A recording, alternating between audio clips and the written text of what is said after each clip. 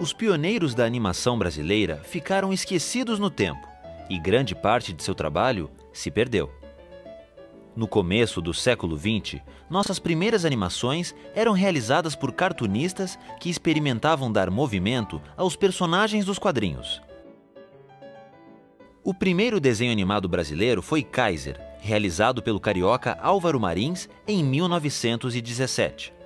O Brasil havia declarado guerra à Alemanha e Marins satirizava Guilherme II, o último imperador alemão.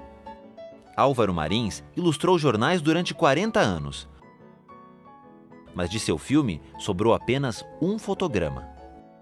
Luiz Sá é outro cartunista importante, que nos anos 30 também se aventurou pelo mundo da animação. Conhecido por seu trabalho em publicidade e suas charges, Sá criou Bolão, Reco-Reco e Azeitona, figuras que fizeram sucesso nas páginas das revistas O Tico-Tico e O Malho. O cartunista chegou a realizar 2 animações, mas ambas tiveram seus negativos perdidos. Uma das poucas animações remanescentes da época é o filme Macaco Feio, Macaco Bonito, de Luiz Sil e João Stamato. Inspirados no estilo do animador Max Fleischer, o criador de Betty Boop, os autores brasileiros mostram as aventuras de um macaco que escapa do zoológico. Nas décadas seguintes, alguns animadores despontaram no cenário nacional. O trabalho do carioca Anélio Latini Filho foi um marco. Autodidata, ele idealizou e produziu o primeiro longa-metragem animado brasileiro, Sinfonia Amazônica.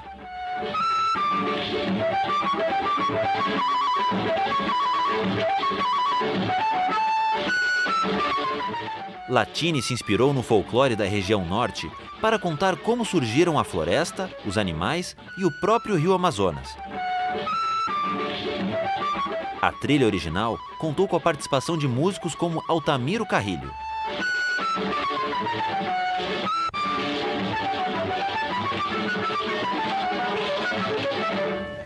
Durante 6 anos, Anélio fez cerca de 500 mil desenhos e, com poucos recursos, criou técnicas de animação que se mostraram muito eficientes. Sinfonia Amazônica chegou aos cinemas em 1951 e foi um sucesso. É a onça, bicharada!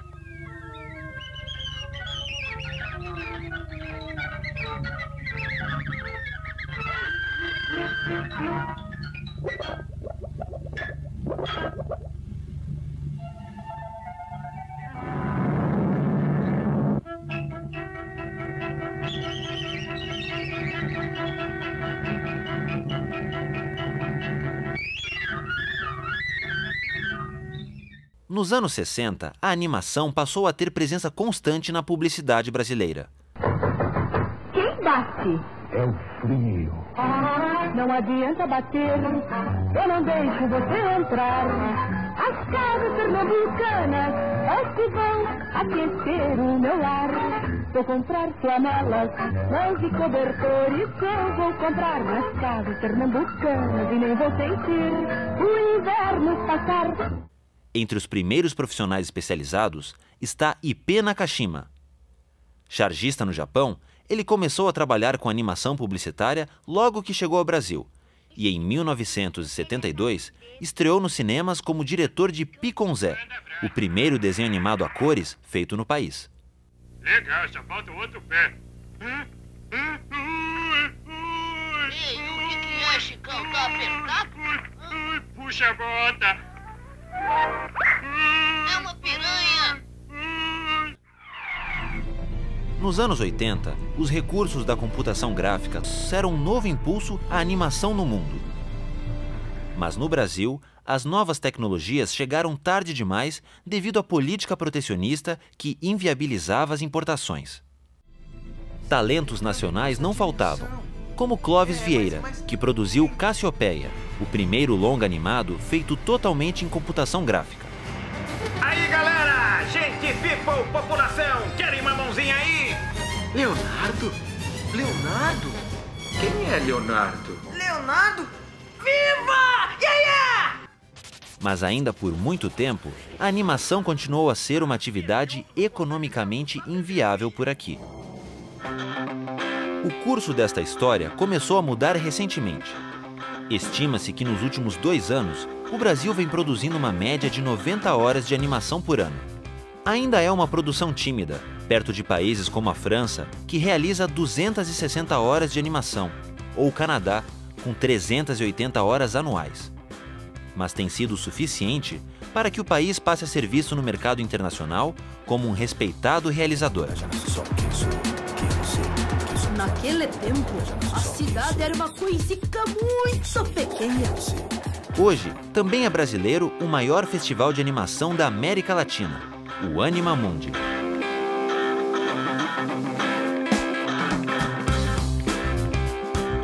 Grande parte desse avanço se deve à persistência dos animadores que nunca deixaram de acreditar no poder desta linguagem. Nos próximos blocos, você vai conhecer de perto alguns destes profissionais.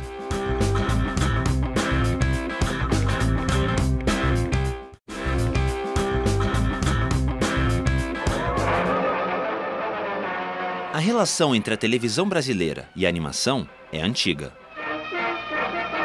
Já no início dos anos 60, uma década depois de sua estreia, nossa TV passou a exibir desenhos americanos.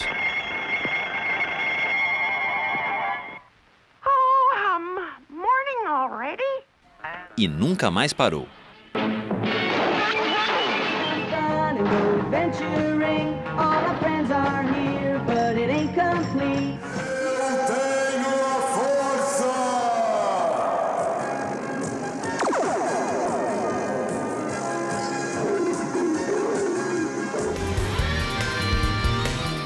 Depois, vieram as séries japonesas.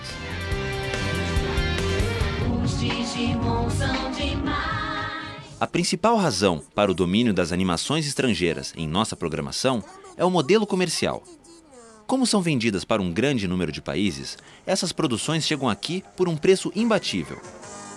Com apenas $5.000, por exemplo, é possível comprar meia hora de animação no mercado internacional. Uma pechincha, perto dos $100.000 necessários para se produzir o mesmo tempo de animação no Brasil. A boa notícia é que algumas iniciativas começam a mudar a relação entre a TV e os produtores brasileiros. Virei fã desses desenhos coloridos.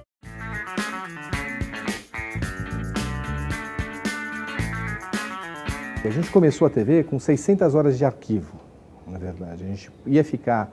A ideia era se preparar 6 meses para começar a produzir programação infantil. Isso não aconteceu. Logo nos 2 primeiros meses a gente começou a produzir, tá? E muita coisa a gente começou a produzir, porque a gente saiu no mercado e a gente descobriu uma outra grande coisa. Na verdade, não tem uma programação infantil em série, né, sendo feita. A gente escolheu a animação, porque a animação é uma coisa perene, né? Nós vamos estar assistindo daqui a 50 anos as animações que nós estamos fazendo agora. Porque nós assistimos agora as animações que foram feitas há 50 anos, tipo Pica-Pau, Mickey Mouse. Então a gente assiste ainda. Então a gente está apostando nesse nicho de animação.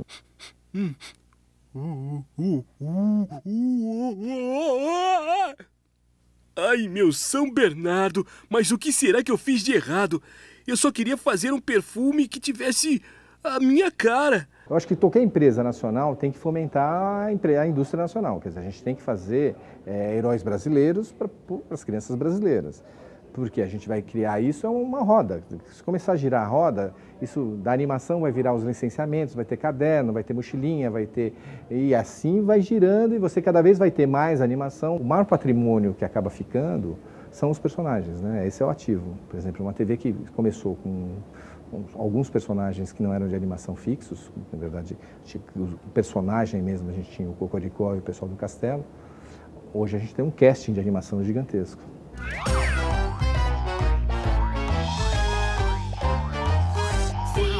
E Bartolomeu. Simão existe, é um cachorro, é um labrador que eu tenho em casa, mas o desenho, o Simão, o personagem, nasceu aqui na prancheta 2D de animação.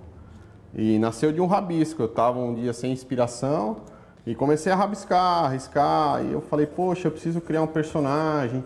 E nessa de ficar rabiscando, criando personagem, ele começou a surgir. Aí eu falei, poxa, tá surgindo um cachorrinho interessante aqui. Ele é muito bagunceiro, muito simpático, muito carinhoso, é um cachorro muito grande. O Simão original com o Simão do desenho, vocês vão ver que não tem nada a ver, mas a simpatia e a personalidade, eu acho, tem muito a ver, sim. Ah, tava demorando. Dá pra parar com essa chuva? Por favor, eu quero dormir. Eu tinha acabado de criar o Simão, há alguns meses apenas. Tinha alguns storyboards na pasta, né? E eu fui falar com o Mário Sérgio, da TV Rá-Tim-Bum, e eu falei, olha, eu tenho um projeto que está começando, tinha algumas tiras em quadrinhos, e era o Simão, e eu mostrei para o Mário, e ele leu, e isso foi numa sexta-feira, e ele apresentou também esse projeto, e gostaram, e na segunda-feira eu tinha fechado o contrato já da produção de pilotos de 1 minuto do Simão. Mas o que é isso? Não, um carrapato? Ah, não. Você não fez isso comigo não, né, criador? Desenhou um carrapato. Mamãe! Quando eu estava criando o Simão, ele precisava interagir. Eu não sabia direito que personalidade oferecer para o personagem. Então, nessa minha aventura de criar um novo personagem, eu deixei que ele dissesse como ele queria ser. Então, nós começamos a ter alguns conflitos, assim, porque eu queria que ele fosse de um jeito e ele queria ser de outro. O Simão é fogo, ele tem uma personalidade muito forte. O que é isso, hein? Eu tenho um pé. Nossa, uma orelha.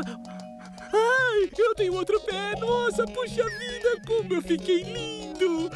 Desse processo tradicional, a gente vem para esse processo digital, que nada mais é do que aquela prancheta, só que totalmente digitalizada. A tecnologia trouxe essa facilidade para a animação. Então hoje é possível desenhar de forma tradicional, mas num equipamento extremamente avançado. O processo de criação é o mesmo, só que isso aqui é uma caneta digital, esse monitor funciona como se fosse uma prancheta, e eu desenho utilizando ferramentas que estão aqui no cantinho. Pincéis, lápis, tinta. Então aqui eu construo o personagem da mesma forma, só que sem utilizar o papel.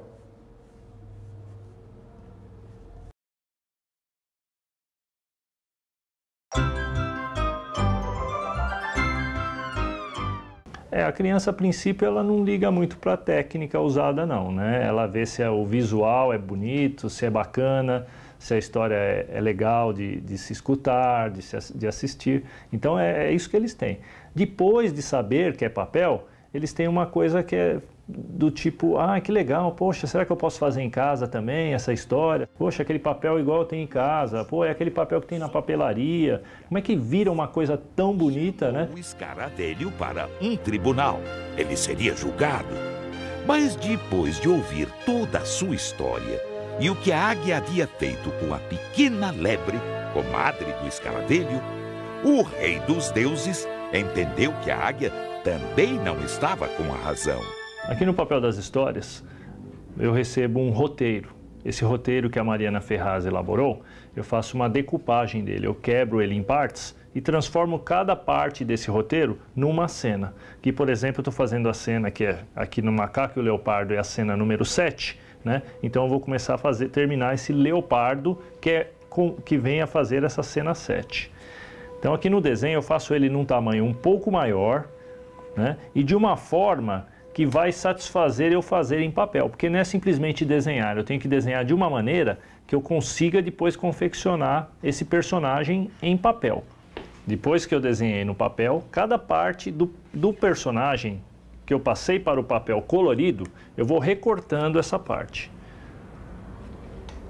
São partes individuais, da cabeça, do braço, parte cabeça, parte braço, depende da cor que tem essa parte do corpo. Depois que eu recortei cada uma dessas partes, eu procedo aqui um volume nessa parte. Esse volume, o que ele vai fazer? Ele vai dar uma sensação de tridimensionalidade, né? O objeto não é totalmente tridimensional, mas essa pequena curva que você faz com o papel, uma leve dobra que você faz no papel, ele aumenta essa sensação do volume. Alguns personagens, bem poucos, eu utilizo a pintura, no caso aí, para complementar uma textura ou o que o personagem pedir. Depois que essas partes estão prontas, eu as uno compondo o personagem, aí o personagem fica pronto para ser fotografado. Depois de confeccionado e fotografado esse personagem, ele vem aí sim vem aqui para o computador.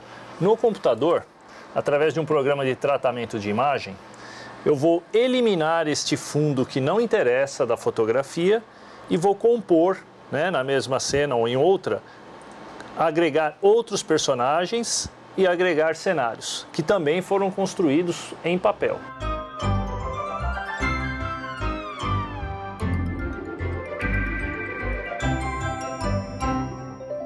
Essa é apenas uma das muitas histórias que encontrei por meu caminho e que agora andam sempre comigo.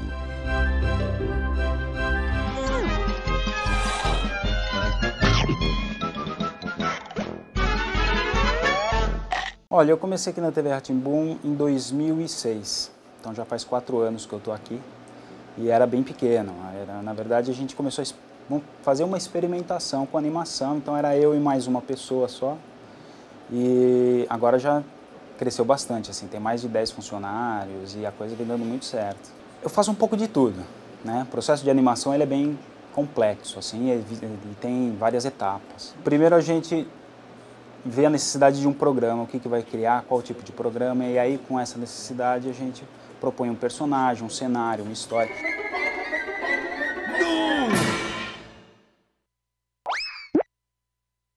Você viu o que você ia fazer? Destruir um quadro de Portinari? Porti o quê?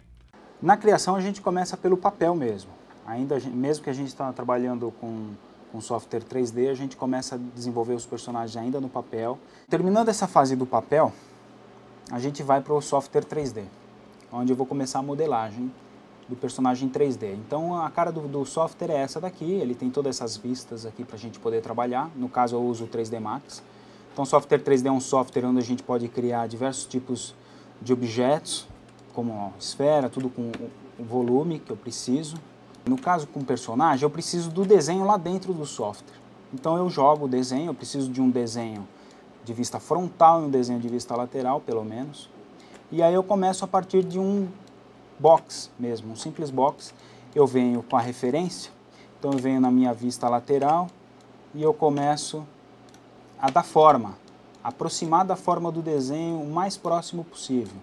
Então com as ferramentas que eu tenho aqui, eu vou me aproximando do personagem, eu vou dando uma forma primeiro aqui do lado, por exemplo, no corpinho dela.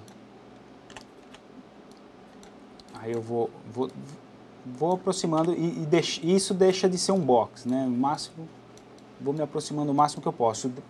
Depois eu venho na vista frontal também, fazendo a mesma coisa. Até que mais ou menos eu vou chegando numa forma mais próxima, aquele box ele vira o mais próximo possível do meu desenho. E essa é a malha base dele, que depois eu vou colocando os olhinhos, a roupa, os dentes, as anteninhas. Ah, tá bom, mas eu ainda tô com fome. Eu também. Vamos comer alguma coisa então. Lá na sala de restauração, o pessoal do museu recupera pinturas. E sempre sobram uns retalhos deliciosos. Todos prontos? Atenção então.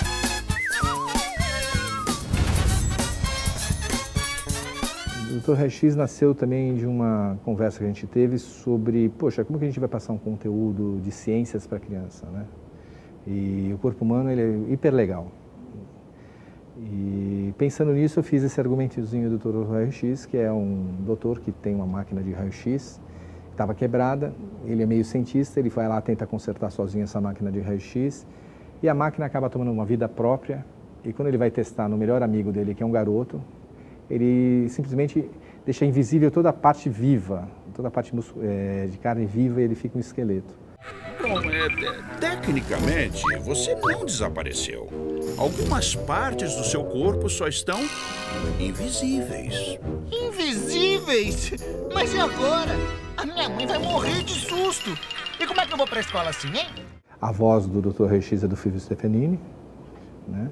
E a voz do Zezinho da Máquina é do Nestor, que é um grande dublador que tem aí. Tem certeza, doutor?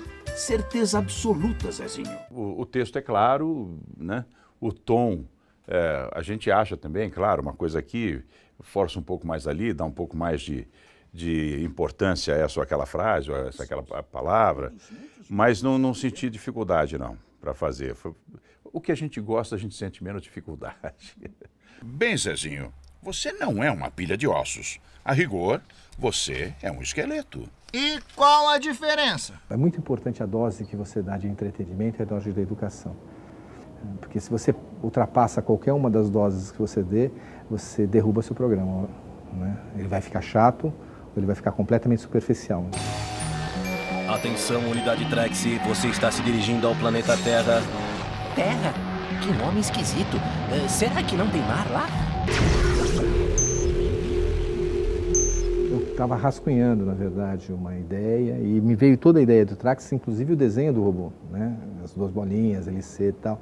Veio a história principal, que ele veio do outro planeta para descobrir culturas e assim a gente ia poder falar de coisas interessantes que durante o tempo tiveram uma evolução e que tendem a ter uma evolução maior durante o tempo. O princípio era esse. E a nossa coordenadora pedagógica, que é a Miriam, falou assim, pô, sabe o que falta? Alguém para fazer o contraponto, na verdade. Falta um vilão. Que coisa esquisita. Nossa, o que é isso? Ai! Você me espetou! Quem ou o que é você? Eu? Eu sou o poderoso Tatu! Hã? Tatu? Seu robozinho ultrapassado! Trema diante de Tatu! Tecnologia altamente tecnológica e única. Esse pioneirismo da TV Rá-Tim-Bum vai trazer frutos maravilhosos para quem quiser trabalhar com animação e desenvolver um mercado rentável, porque a animação é um mercado que além de ser divertido, também gera muito dinheiro, gera muito emprego. Porque só nós praticamente existimos nessa forma de trabalhar no Brasil. Eu já trabalhei em algumas outras emissoras e não existe departamento algum, né, nessas outras emissoras que tem um tratamento com o público infantil como tem a TV Rá-Tim-Bum e com o pessoal de animação.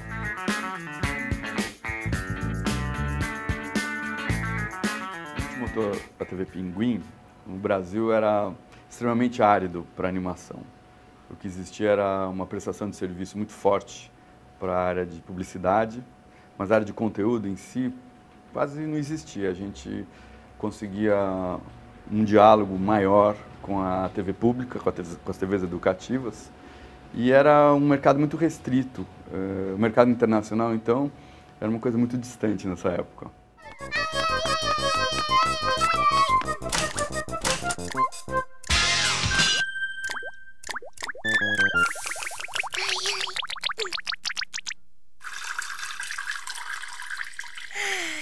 Nossa, quase. A gente assistia desde pequeno até hoje. A animação importada chega com tudo e nos outros países ela é mais ou menos, não é que é a mesma, mas você vê que a animação circula por vários países.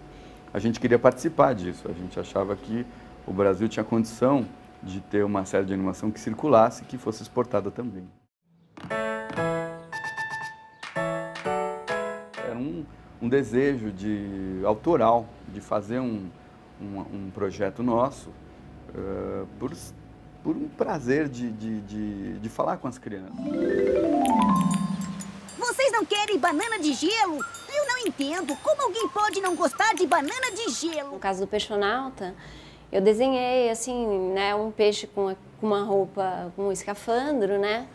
E, na verdade, no primeiro desenho ele estava no espaço, do lado de um foguetinho. Quando a gente desenvolveu o projeto, a gente achou, não, para ele estar fora d'água já é bastante, né? Porque é todo o universo que ele não conhece, então a gente não precisa ir para o espaço, o legal é conhecer a Terra, né? What's that? Those are penguins! Let me give you a hand, Zeke. Peixonauta também tem uma série de camadas de assuntos lá dentro do roteiro. Tem a criança bem pequenininha, ela olha aqueles 3 tentando resolver um problema que ela não entendeu muito bem o que é. Mas ela acha super engraçado aquilo, o Zico ser meio palhaço, o Peixonauta ser obsessivo, a Marina ser uma menina toda certinha, estarem num parque e tem outros bichos. Já as crianças um pouquinho mais velhas, de 4, 6 anos, que já estão indo um pouco mais da emoção para a razão, já começam a ficar preocupadas com o que está acontecendo, já seguir o que está ocorrendo ali. E ali no meio, os pais acabam se envolvendo. Quer dizer que a temperatura do planeta está aumentando? Essa não! As bananeiras vão derreter! E o que será de mim? Não! Não! Não! A gente conseguiu com que as crianças tivessem realmente um envolvimento emocional com o personagem. Isso fez com que as crianças conseguissem seguir a história e se interessassem por aquele enredo, por aquele problema que os personagens estavam vivendo. Peixonauta, Marina e Zico, juntos com tantos amigos, hoje tem mais uma aventura. O Peixonauta, ele tem uma linguagem universal, ao mesmo tempo, a gente vê que é brasileiro. A gente vê que as crianças se identificam com uma série de coisas ali. Uma delas é a trilha.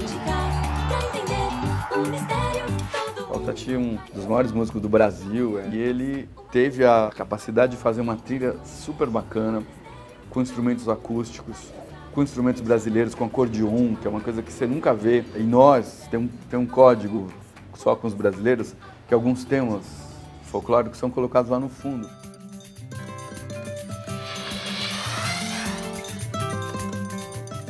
A afetividade dos personagens, isso é uma coisa que também digamos, mais latino-americana. Tem um calor ali que tem mais a nossa cara do que um desenho canadense, sem dúvida nenhuma. Corais coloridos, nós desvendamos as pistas! Quando a gente pensa em animação, se a gente não pensar como negócio, ela nunca vai dar certo. Então, uma série de animação é um investimento alto, não só de tempo, de dinheiro, de paciência e de coragem. Principalmente o Peixonauta, foi coragem porque a gente começou com mais ou menos 7% do dinheiro na mão. Então a gente tinha só 93% para ir atrás. E foi uma loucura isso, a gente sabe o risco que correu. O retorno ainda não ocorreu, por exemplo, do Peixonauta. A gente começou em 2007 a produção efetivamente.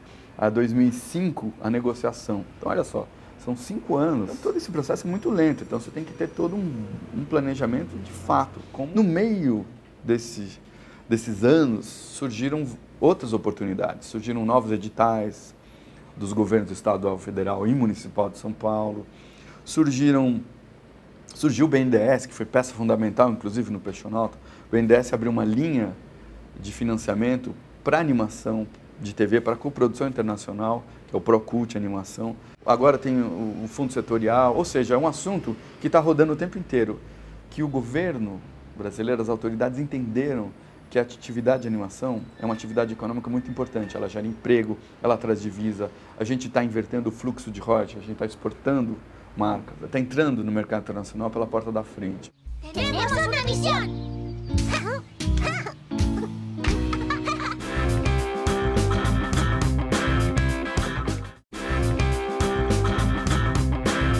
Estudar animação no Brasil era algo impossível há algumas décadas. Não existiam escolas, faculdades e nem mesmo livros no mercado nacional que ensinassem técnicas e conceitos. O único caminho para se tornar animador era mesmo na prática, trabalhando nos poucos estúdios da época. Hoje, além de cursos rápidos, mais voltados para as novas tecnologias, os futuros animadores contam com especializações e pós-graduações em universidades. Um sinal de que as recentes demandas desse mercado despertam o interesse de cada vez mais jovens.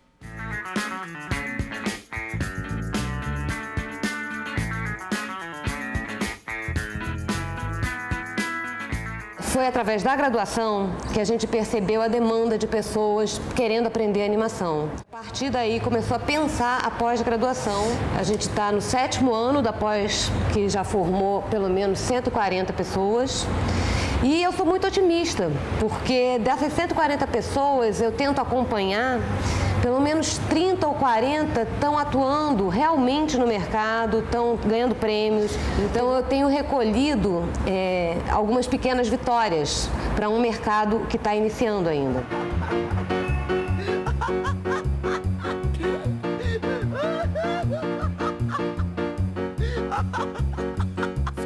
Hoje em dia é quase inviável você só ter uma formação teórica nessa área de animação em 3D, né?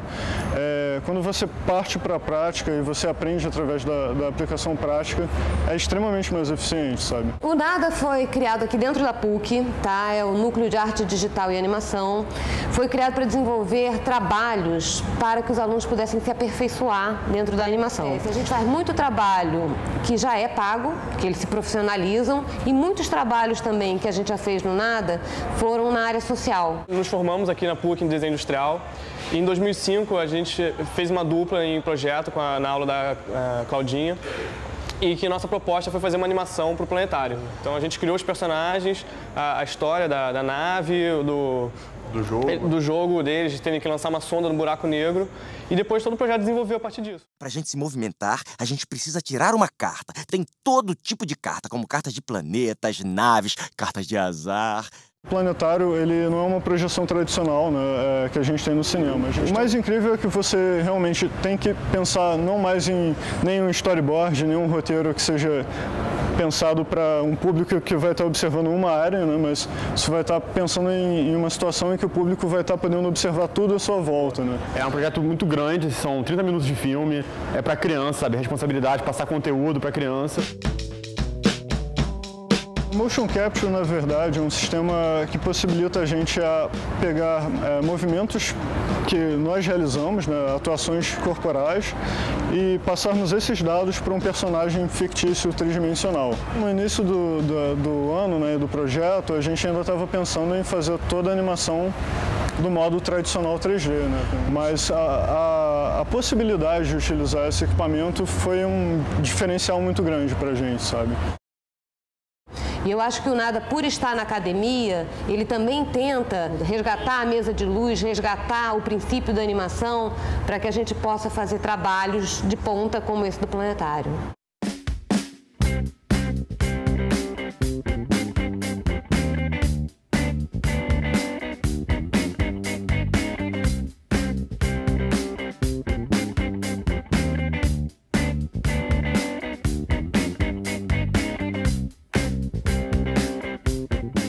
Nossa biblioteca, o gênero literário que era mais procurado pelos nossos usuários era justamente as histórias em quadrinhos.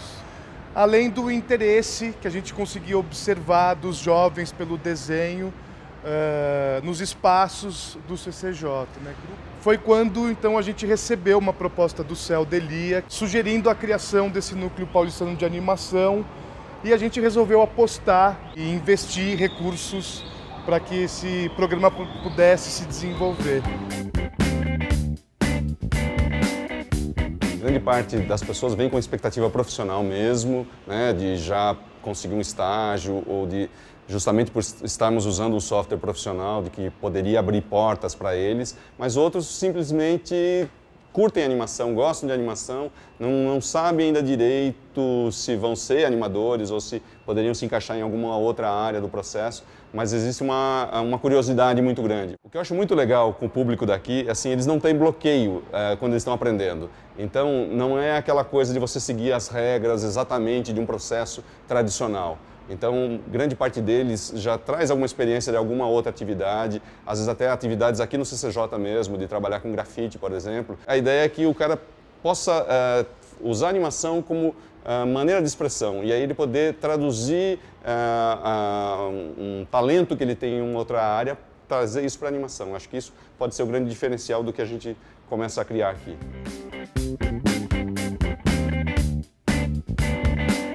Ao mesmo tempo em que você oferece instrumentos para eles de tecnologia e professores para poderem orientar e palestrantes para poder mostrar o que está sendo feito em animação, ao mesmo tempo os exercícios que a gente propõe para os alunos fazerem são exercícios que discutem questões da cidade de São Paulo. Sempre pensei como é que uma cidade do tamanho de São Paulo, que tem uma população tão grande, não tem uma produção própria de uma animação para conversar sobre ela própria.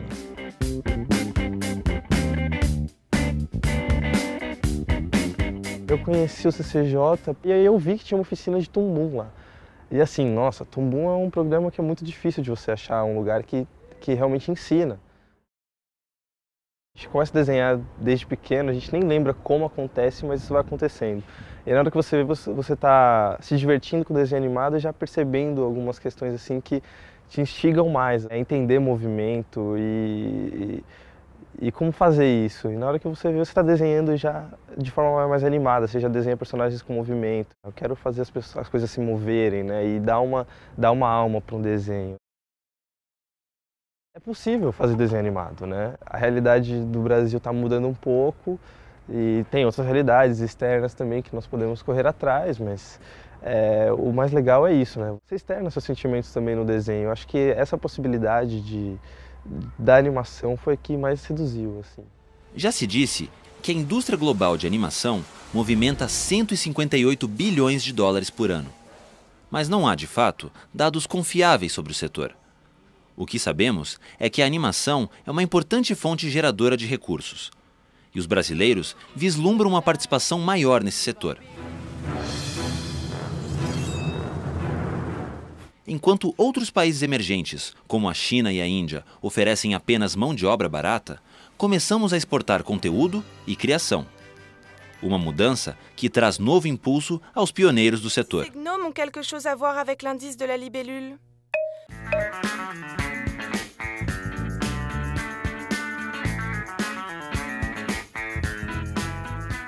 Eu não tinha condições de fazer desenho animado, precisava de desenho animado e houve essa possibilidade de fazer comerciais. Era a maneira de entrar na televisão, a grande vitrine, né? Então eu fiz o contrato, tivemos durante 2, 3 anos dezenas e dezenas de pequenos desenhos animados, que eram comerciais também, e foi onde eu peguei o gosto. Mônica, você tem mesmo certeza que devo ir? Claro, mamãe pediu o elefante da Cica. Sim, Mônica, mas... Deixa de conversa, vai entrando. Mãe, já trouxe o elefante. Ótimo, ponha na panela. Na panela, vamos. Sobe. Pronto, mãe. A partir dali é que eu comecei a pensar na montagem das primeiras equipes, nos anos 80, século passado, de animação. Montei uma empresa chamada Black and White, contratei 80, 90 pessoas e fizemos o primeiro desenho animado de longa-metragem, As Aventuras da Turma da Mônica, que arrastou 4, 5 milhões de pessoas para o cinema. Sou Mônica. Bichinho sabichona. Sou Mônica.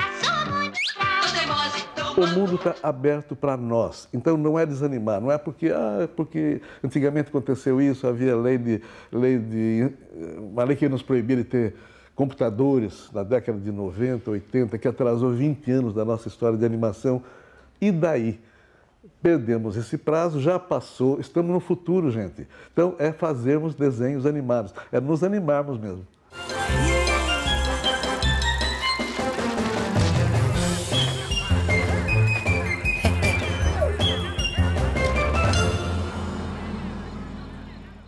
Não acredito em legislação protecionista em nenhum país, não só no Brasil, não acredito. Não se sustenta, não vai para adiante, muda governo, muda tudo. E nós não mudamos. Os nossos problemas continuam os mesmos. As nossas ambições artísticas, de criação, de espalhar nossa mensagem para o mundo todo, continuam a vida inteira. Então, já que isso é imutável, vamos nisso. Vamos pela lei da oferta e da procura, que é a melhor lei que existe no mundo. Não, ficou uma joinha. A gente vai ter que inventar mais coisas desse tipo. E eu decidi, resolvi que essa época é a época da internacionalização. Estamos entrando na China, estamos entrando em diversos países e tudo mais. Vamos entrar com um desenho animado nosso na China nesse ano. Está tudo em chinês, está dubladinho, bonitinho.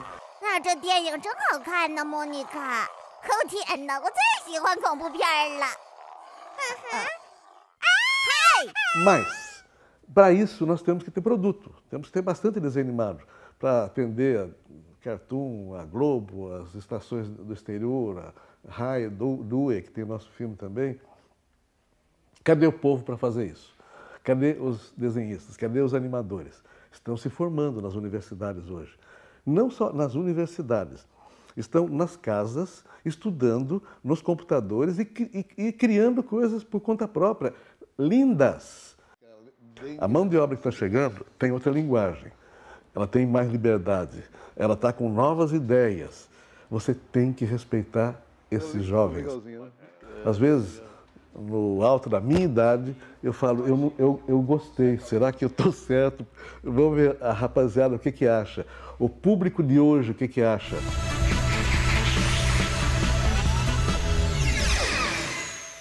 Eu vivo cortando texto dos filmes nossos. Não precisa. Aliás, não só filme, história em quadrinho também. Às vezes o desenho está falando tanto que não precisa escrever no balão o que está acontecendo.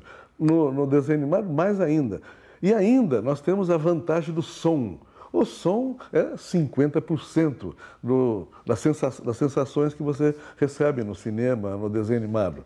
Então, realmente, nós temos que ter esse cuidado de não transformar desenho animado em literatura, literatice, qualquer coisa assim.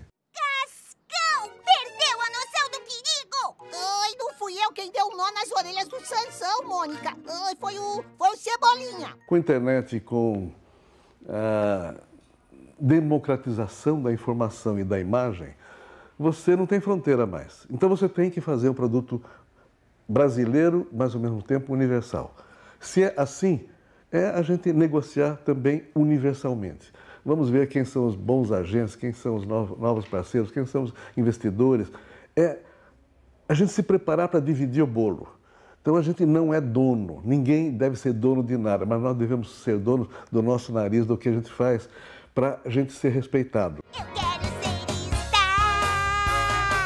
estar em Hollywood. Vai ser a receita de hoje, Coelho José. O ursinho Bilu é feito com pelúcia importada. Olá, meus baixados. A Mônica, ela está em todos os canais.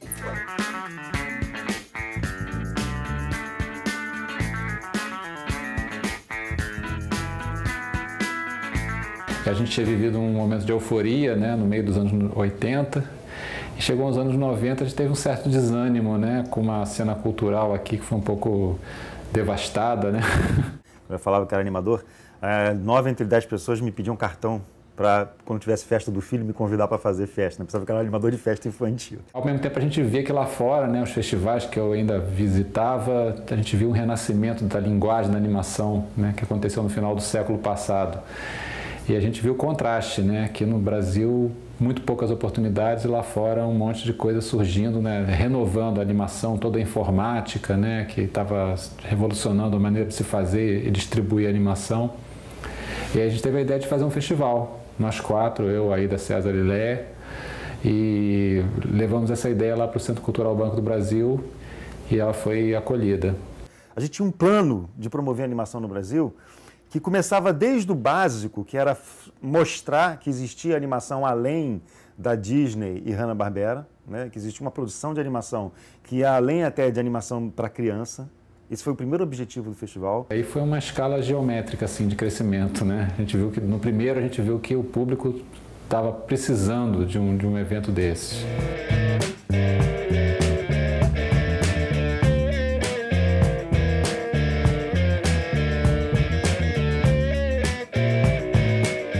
Quando a gente fez o festival, a ideia principal foi essa, de focar no público.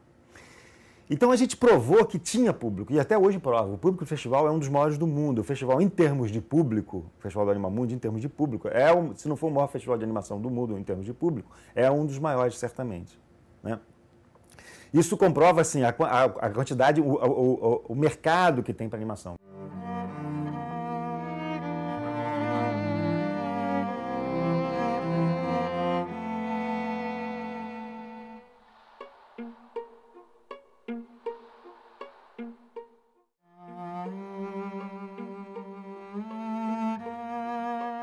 A animação passou a ser conhecida, a gente até hoje faz isso, a gente tenta trazer o máximo possível de pluralidade em termos de temas, em termos de procedências, em termos de técnica da animação para o festival. Isso virou uma marca do festival. virou uma das coisas que o público do Animamundi preza e procura. A gente viu também um caminho que se tornou depois a marca do Animamundi, né? Que é a interatividade com o público. Fazer o público agir, fazer o público animar, criar naquele ambiente de festival, né? Então a gente criou o Estúdio Aberto, que são as oficinas gratuitas, instantâneas, que a gente foi aperfeiçoando bastante ao longo desses 18 anos. A gente fez um evento para o público e os animadores, os profissionais se misturam ao público e vivem junto com o público esse entusiasmo, né, de ver a animação, ver como a animação é feita, ver todas as possibilidades que tem nessa linguagem. Tem gente que descobriu que queria ser animador quando fez as primeiras animações no Estúdio Aberto e hoje em dia está no mercado, está mandando filme para Animamundi, ganhando prêmio. Então, na verdade, o Estúdio Aberto ele teve uma função, continua tendo, de formação até profissional.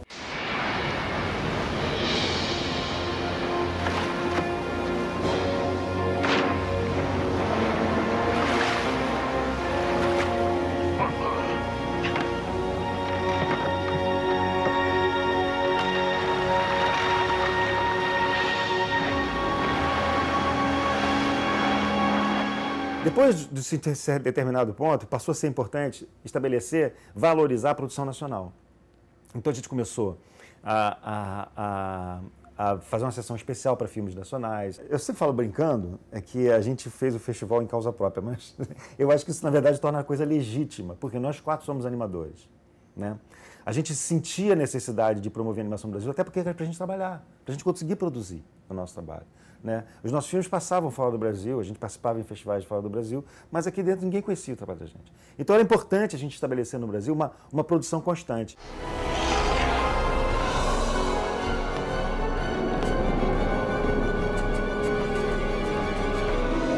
Homens, mulheres, crianças, brasileiros ou não, nobres, plebeus, músicos. Que a gente estava mirando já numa indústria para o futuro, né? Incentivar uma produção em escala industrial no Brasil. Foi daí que a gente começou a criar no festival o Anima Fórum, que é uma sessão do festival voltada para o mercado, onde a gente fala de produção de animação para TV, né, da indústria de animação, a gente fala de formação de técnicos, a gente fala de preço de mercado, a gente fala de mercado internacional, coproduções internacionais, essas coisas todas.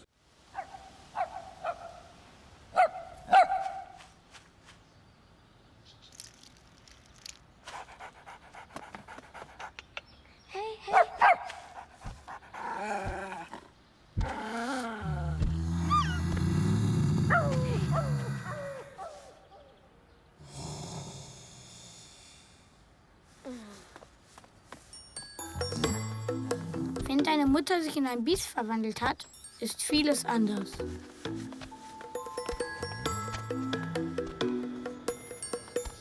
Hoje em dia é praticamente impossível viver sem assistir animação, né? Por mais longe que você esteja da civilização, alguma hora você vai ver alguma imagem sintética, né? Uma imagem feita através de pixels ou, né, no celular, em algum aparelho eletrônico, sem falar do computador, da televisão, que já tem uma overdose disso. Então é uma linguagem que está começando a ter a contramão, né? A gente sempre recebeu muito essa linguagem e eu acho que a humanidade caminha para que todo mundo faça as suas imagens em movimento, né? Que isso seja uma alternativa para a linguagem escrita.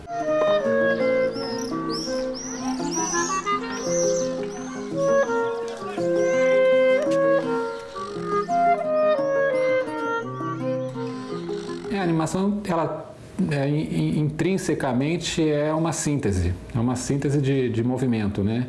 E essa síntese ela está carregada de muita informação e o animador é o cara que escolhe que informação que vai entrar em cada fotograma. Para ser selecionado para Animamundi, o autor, o produtor, o diretor tem que usar bem a linguagem da animação, né? Ele ser eficiente, ele escolher a linguagem que melhor conta a sua história ou passa a sua mensagem. E aí tem várias mensagens, várias durações, né, de vários formatos, e a gente vê a adequação a cada um desses, né? E o mais legal é quando a pessoa realmente inova e faz uma coisa que mistura formatos, tendências, né? Que faz um videoclipe que usa uma técnica histórica ou faz um documentário que ele mostra imagens totalmente abstratas, né? Tudo isso é possível na animação, não tem fronteiras.